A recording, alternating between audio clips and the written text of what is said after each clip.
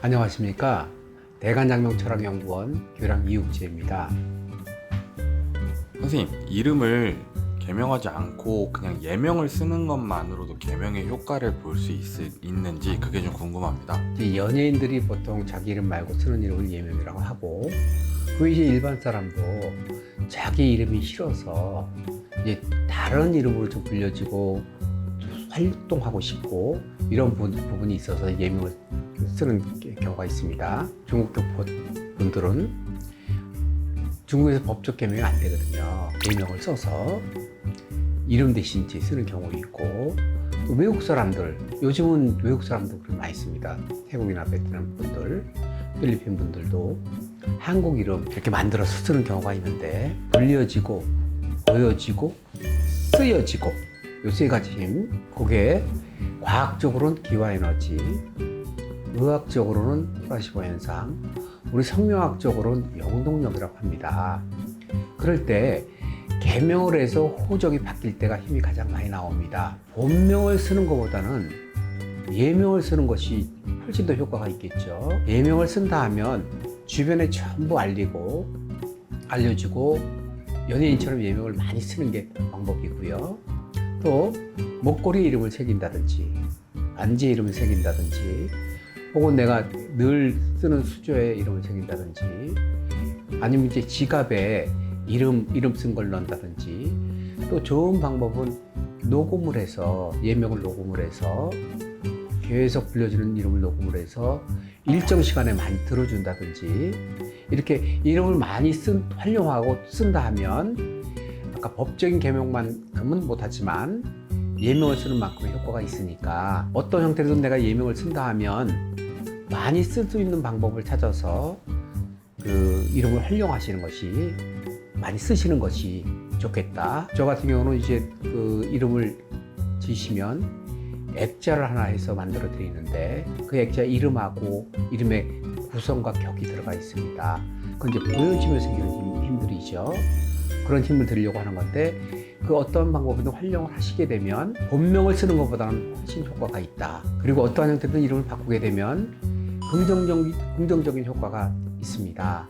바꿈으로 인해서. 그럴 때 예명은 이제 쓰여지는 것도 쓰여지기 이전에 본인 자신에게 긍정적인 효과를 줄 수 있으니까, 이름이 나쁘다 하면 첫째 법적 개명이 안 된다, 어렵다, 시간이 걸린다 하면 예명을 써서 불러준 것이 차선의 방법이라고 볼 수 있겠습니다. 혹시 항렬자를 쓰는 집안인데 그 항렬자가 자신과 맞지 않다면 개명을 쓰지 않는 게 좋을까요? 이제 한 20년 전만 하더라도 집안의 돌림자를 무조건 쓰는 걸로 방향이 잡혔습니다.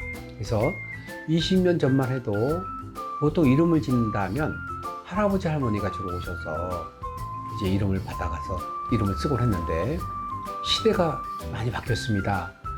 그 20년 전에 20년 하고 10년 뒤에 20년 전 하고, 그 최근 10년, 5년 단위가 바뀌어서 아주 급속스럽게 이런 내용들이 이제 바뀌고 있는데, 그래서 요즘은 할아버지 할머니들이 오시면 항렬자가 좋으면 써주시고, 좋지 않으면 족보에만 좀 올릴 수 있게 해주십시오, 이렇게 말씀하시는 분이 있고, 아예 항렬자를 무시하고 이름을 지어주십시오, 이제 이런 분들이 계시는데, 저는 이제 항렬자를 써야 된다고 할 때 항렬자가 좋은 역할을 하는 집안들이 있습니다. 반대로 항렬자가 좋지 않은 역할을 하는 집안이 있습니다. 항렬자를 좋게 받아 나온 그런 그 집안대에서는 인물이 많이 나옵니다. 장관, 교수, 차관, 그 판사, 판사님, 검사님, 검사장님 많이 나오는데, 항렬자가 조금 이렇게 안 좋게 나오는 그 대에서는 보여지는 인물들이 좀 적습니다. 잘 된 인물들이 적어요. 항렬자 쓰고 이름이 잘 나오는 데에서는 저는 무조건 항렬자 쓰시는 게 좋다는 말씀을 드립니다. 설득을 막 하죠. 항렬자가 좋은 집안이라도 또 엄마 아빠가 싫어할 수가 있어요. 항렬자 쓰면 요즘으로 말하면 시골스럽다, 컨트리하다 이래서 안 쓰려고 하거든요. 그럴 때 이제 설득시키고, 또 항렬자가 세련된 글자들이 또 있어요. 그 글자가 만약에 사주에 좋지 않다면 이제 말씀을 드리죠. 이거는 족보에만 쓰시고 실제로 쓰는 이름은 사주에 좋은 이름 쓰십시오 이렇게 말씀드리고, 아니면 필요 없다 하면 이제 학렬자 이름을 안 해드리는데, 학렬자가 좋다면 무조건 쓰는 게 좋고요. 요즘 부모님들 세대에서 자녀 이름을 지을 때는 그 소통이 돼서 결정 권한이 할아버지 할머니한테 있는 게 아니라 부모한테 있는 경향이 많습니다. 부모님한테 권한이 있는 집이라도 학렬자 좋다 하면 쓰시는 것이 훨씬 유리하다. 왜냐면 이름이 트렌디한 이름은 금방, 그렇죠, 신형, 구형 이름이 되거든요. 그래서 그 복고 트렌디, 복고 트렌디 이렇게 돌아가는 이름, 그런 이름은 클래식한 이름이라고 하거든요.